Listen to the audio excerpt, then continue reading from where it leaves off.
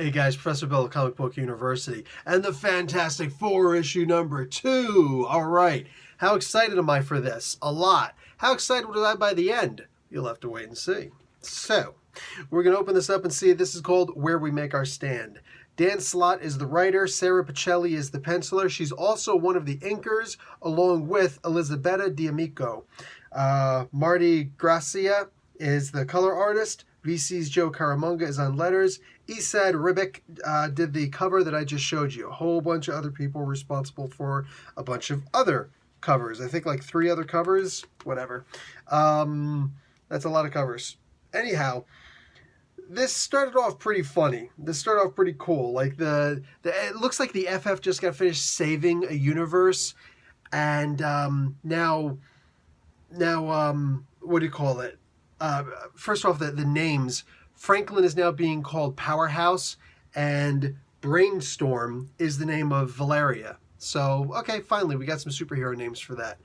Well, I think we've all been looking for it. Those of us who were fans of the Fantastic Four, we were waiting for some cool names to show up. So there we go. Powerhouse and Brainstorm. So there's this red dude with no shirt on, proud, haughty royalty, and he's hitting on Valeria. And mind you, this is right after Reed and these guys went and saved, the Future Foundation went and saved this entire universe. And this guy's chopping on his daughter right in front of him. Like in the same breath that he's saying, thank you for saving my universe, he's talking about, oh, Valeria, why don't you stay with me and be amongst my people? Reed is looking on like, why does this guy seem familiar? And the hilarity that ensues afterwards with Sue making a joke about, oh, how it looks like it's Namor. You know, this guy's acting exactly like Namor. I'm just saying. That's kind of funny. Plus, it's been implied that she's cheated with Namor before, so I don't know how funny that is. But then again, it depends on the writers, you know, who's saying what. But I've interpreted before under some writers that she has slept with Namor before. Just saying. So I thought that was actually kind of funny. Reed, when he suddenly realizes it, hey! And there is one little box here. Look, if you're one of the people like me who is a longtime Fantastic Four fan, you read a whole bunch of the books and everything, you got a whole bunch of them in the collection, like you got books in your collection from the Kirby and Stan Lee days, then yeah, you don't need to be reminded. You don't need it to actually say, oh, they're talking about Namor. You don't need that. But you got to also remember there's many people out there, probably more people out there who are reading this going, I don't get it. Who are they talking about? So most of it's for us, but there's got to be some for the new guys. It's got to be. So after that, it's not quite as fun. It's still interesting because Franklin goes and reveals that he's actually creating these new universes. He's actually the grand designer of all these new universes. And then the Molecule Man, Owen Reese is hanging out with them. He comes along and he's basically the demiurge. He provides the solid materials to actually make these things a reality. So they're combining their powers and creating universes. That's actually kind of interesting. But then the weird part is that now they're exploring these universes. That's kind of, is it just me? It's kind of silly. Like, how boring is that for Franklin? I'm going to create this entire universe. Okay, now let's go and explore it, guys. That's probably fun for everybody else, but for Franklin, it's like, okay, I'm going to go and take a nap until you guys need me again because, boring. I already know everything about this universe. You know, I kind of created it. Just dropped my my Mylar bag and the board. Oh, I'll be back. Okay, I'm back. So the book is okay, though. The book is okay. So that's pretty much the rest of this, except they wind up meeting this woman. Well, it's a cosmic entity who's in the shape of a female, and she's basically entropy. Okay, so a little bit of science. Entropy is the heat death of the universe. It's the end of all things. It's the inevitability. It's the second law of thermodynamics. What do you call it? You got the first law of thermodynamics, and technically you have the 0th law of thermodynamics. Go ahead and look up the 0th law of thermodynamics and understand why it's called that. It's actually a pretty fun one. But basically, energy cannot be created nor destroyed. It can only reduce into a less useful form.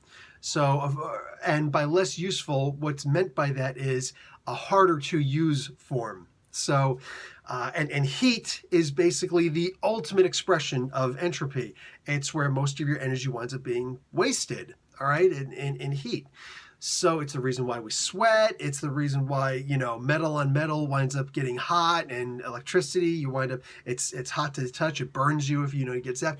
Heat, all right? So basically this version of entropy shows up, and she's like, I'm just going to destroy everything. Now she's able to do like instant entropy and everything. This is a pretty interesting concept.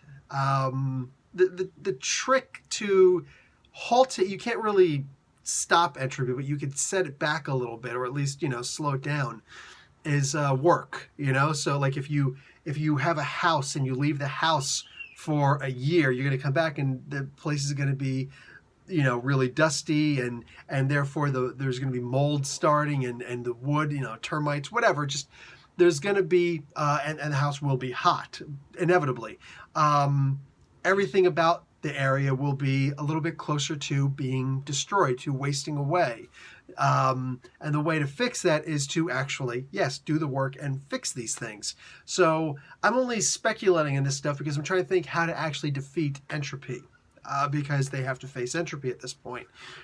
Neither Reed nor Valeria are thinking about that, and Valeria is certainly not thinking with her head. She's thinking with something a little bit lower, possibly between her legs, because she's, trying to get back to this Namor type character, which is interesting because these guys, including Reed, already thought of the best possible place to make their stand, but unfortunately some of the worlds would have to be eradicated. They can always be recreated, so what's the big problem, right? Anyway, the idea here is that they stop over this place. They're going to make the stand here, and for the most part, the Future Foundation is eradicated. They're gone. Bye. You know what I'm saying? They get knocked out, killed, whatever the heck happens. It's hard to tell by what I'm reading here.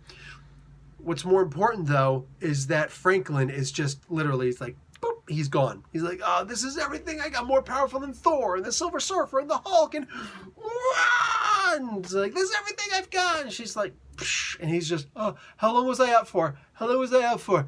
And everybody's already defeated. So he's like, this is impossible. No, this is entropy. I'd figure you'd be a little bit smart in this there, Frankie. So Reed says, yeah, so why'd you do all this, entropy? So, oh, I just wanted to defeat the Fantastic Four. Well, you didn't. You beat the Future Foundation. You want to beat the Fantastic Four? I need my partners here. She's like, oh, you want to bring your partners here? Your little thing in Human Torch? Okay, well, I've got a device over there that you can use to bring them here. Go ahead and use it. Clue, why does entropy need a device? I'm getting the distinct feeling that she, in and of herself, is not actually the cosmic being known as entropy. She's a monster of some sort who's using devices to do this stuff. Interesting. The plot thickens. So anyway, you're figuring that this is when Reed and John, or when Ben and Johnny are going to be brought over. Oh, they are. And it's like, oh, family reunion, but they barely say anything. This is the scene that we saw in the previous issue where it's like, oh, it's about time. Yeah, it is about time. Instead, what winds up happening is all of the... I'm not going to show you the last page, but I will show you the cover to the next issue, which is already out there anyway. But dang! So all these guys show up, and more, a whole lot more. Because the Fantastic Four, this is every member of the Fantastic Four ever. Entropy's like, you cheated! No, okay, yeah, I kind of cheated. But the point is... So, that's cool. That's cool. A lot of spoilers in this one because I didn't find this to be the most entertaining comic book ever, and I really expected it to be. So I'm going to make a... Hold on. First off, my kids are coming back, so let me close this door. I don't find this to be particularly thrilling. Look, all the respect in the world to Dan Slott. The guy was creating these comic books, like, I don't know how many of these comic books. He was creating a lot of these comic books in his spare time, not knowing if he was ever going to get paid for making them or not. He was just making Fantastic Four comics for the sake of making Fantastic Four comics. Pretty noble. Like, I wish that I liked my hobby that much. Oh, wait, I kind of do. Anyway, like, hi, Comic Book University. But the point is that, I don't know, man. This cat, like, I don't feel like this is really the return to the Fantastic Four that I was looking for. They're creating universes just to explore them. But doesn't that mean they already know everything about them? I'm sorry, this is kind of getting to the concept of God. The idea that, like, this is just, sorry if you're a particularly religious person, but this is a huge problem that I have with this particular facet of this version of faith.